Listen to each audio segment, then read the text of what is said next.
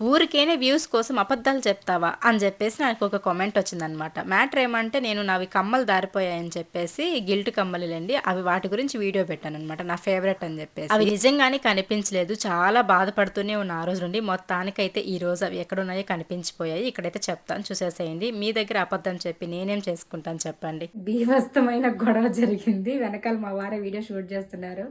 ఎంత పెద్ద గొడవ జరిగిందంటే ఆ రోజు వాటి కోసము. అవి నేను చెప్పాను కదా, మన కష్టార్జితంతో కొన్నది ఏదైనా మనకి ఖచ్చితంగా తిరిగి వస్తుంది అని. సో నా కష్టార్జితం అది, అందుకే తిరిగి వచ్చాయి. యాక్చువల్లీ ఇప్పుడు ఊరు వెళ్దామనేసి బ్యాగ్ ప్యాకింగ్ చూడండి, ఇదంతా లగేజ్ ప్యాకింగ్ చేద్దామని చెప్పేసి అన్ని జ్యువెలరీస్ అవన్నీ ఎత్తి పెట్టుకుంటున్నా. నేను కూడా ఇంకా బీరువాలో రింగ్స్ అవి ఉన్నాయి, వేసుకుందాం బీరువాలో పెట్టి ఏం చేయాలని చెప్పేసి గోల్డ్ రింగ్స్ అన్నీ తీసుకొని పిల్లలకి కాలు పట్టీలు అవి వేద్దామని చెప్పేసి ఇవి ఎత్తానమాట. సో వీటిలో ఓపెన్ చేస్తే ఇదిగోండి,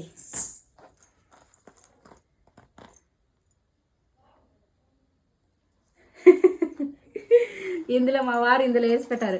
మా వారు చెప్తూనే ఉన్నారు నాకు, ఏమనంటే నేను పర్సులో వేసి పెట్టాను అని చెప్పేసి. కానీ ఏ పర్స్ అని తెలియలేదు అప్పుడు.